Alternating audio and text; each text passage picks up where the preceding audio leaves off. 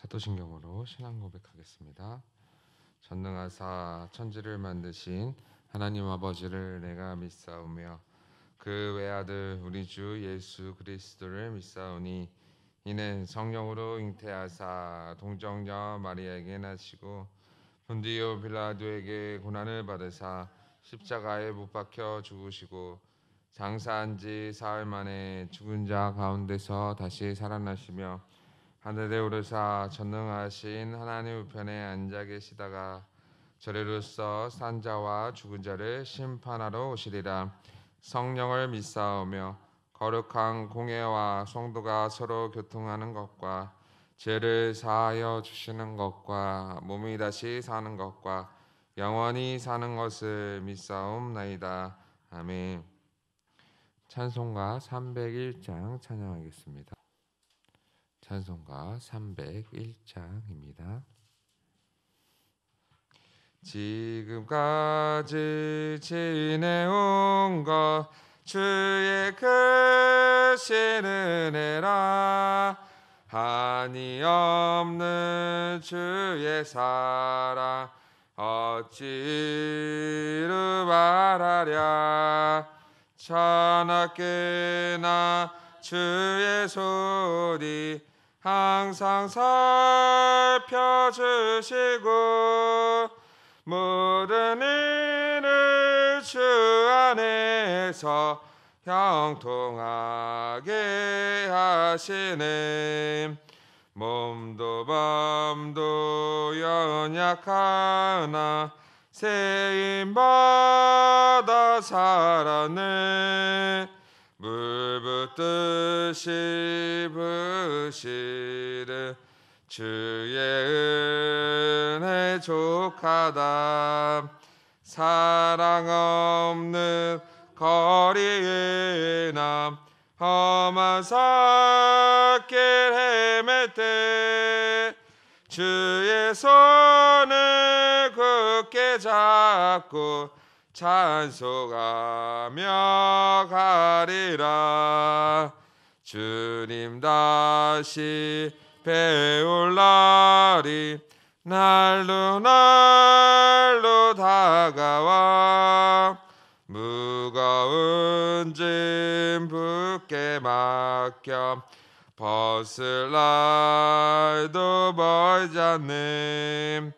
나를 위해 예비하신 고향집에 돌아가 아버지의 품 안에서 영원토록 살리라.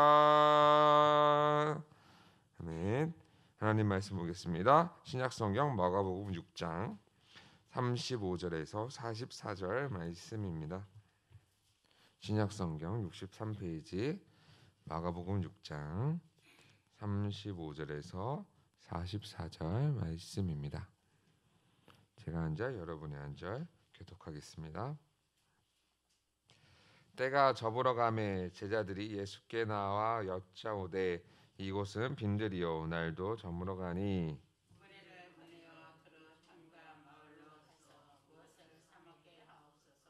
대답하여 이르시되 너희가 먹을 것을 주라 하시니 여짜오되 우리가 가서 200데나리온의 떡을 사다 먹이리이까.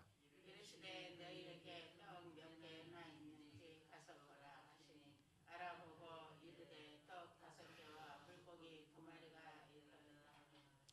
제자들에게 명하사 그 모든 사람으로 때를 지어 푸른 잔디 위에 앉게 하시니 때로 100명씩 또는 50명씩 앉은지라. 예수께서 떡 5개와 물고기 2마리를 가지사 하늘을 우러러 축사하시고 떡을 떼어 제자들에게 주어 사람들에게 나누어 주게 하시고 또 물고기 2마리도 모든 사람에게 나누시매 다 배불리 먹고 남은 떡 조각과 물고기를 12바구니에 차게 거두었으며 떡을 먹은 남자는 5,000명이었더라. 아멘.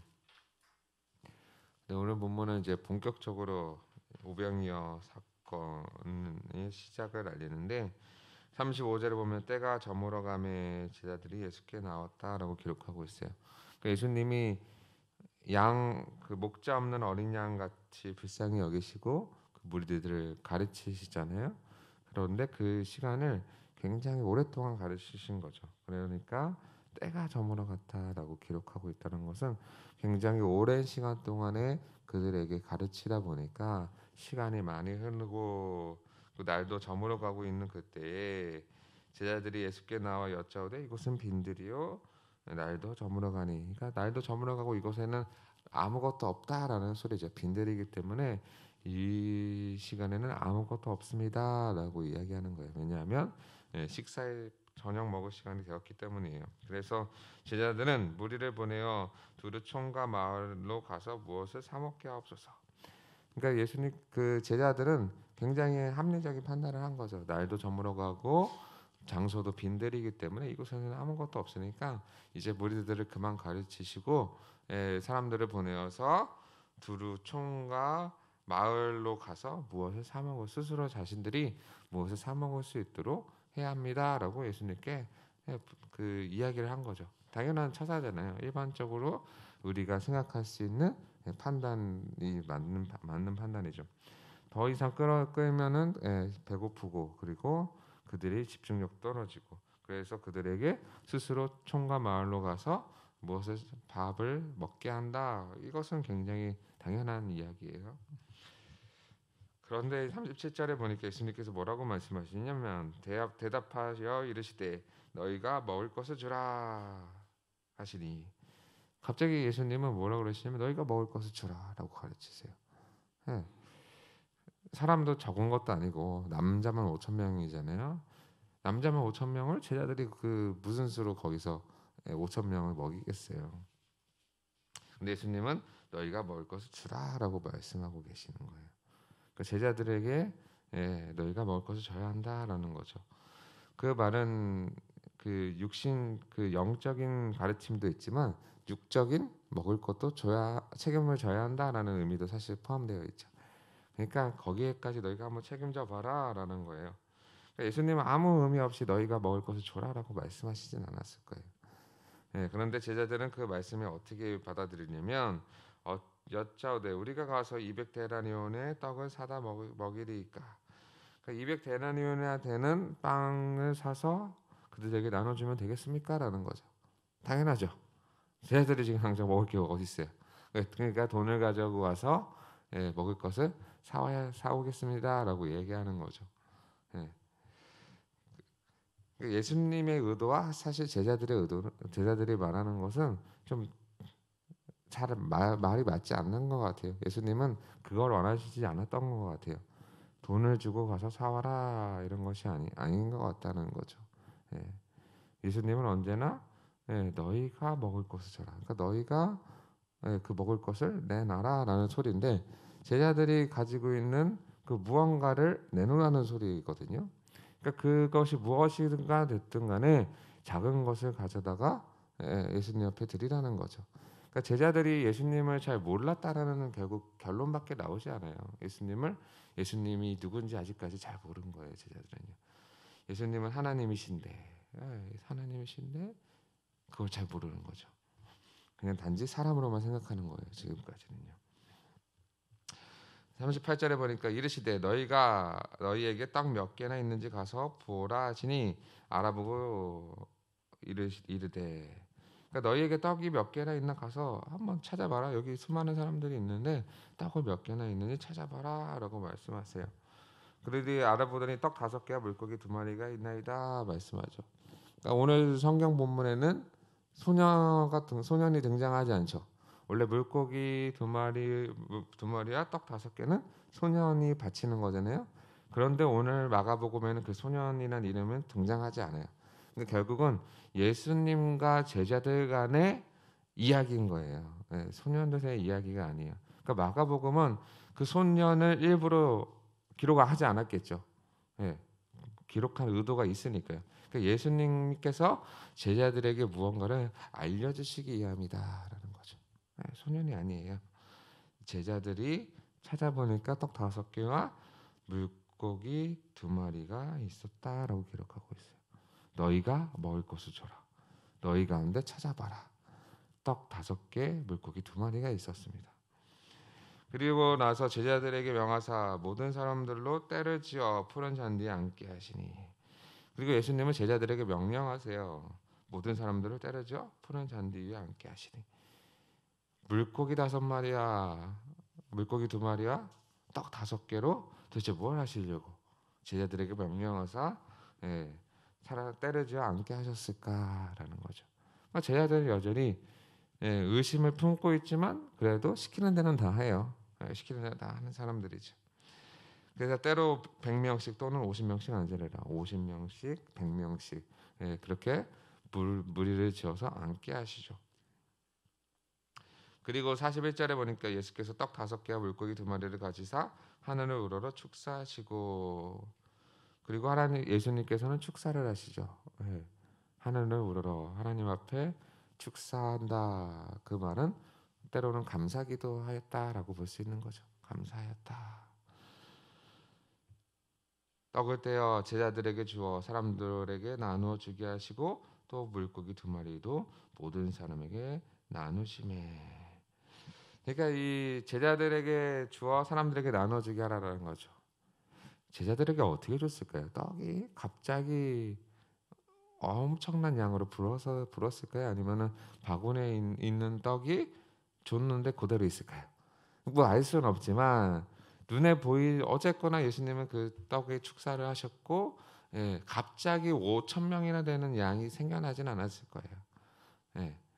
그 예수님의 그 포도주 비유를 봐도 갑자기 아니라 주면서 계속 생겨나는 거죠. 줄지 않는 거죠. 그러니까 예수님의 기적은 참 놀라운 거죠. 주면 모든 사람에게 나눠줄 수 있다. 그러면서 다 배불리 먹고 남은 떡 조각과 물고기를 12바구니에 차게 거두었으며 떡을 먹은 남자는 5천 명이었더라. 떡 5개와 물고기 2마리로 먹은 사람의 숫자가 5천 명이다.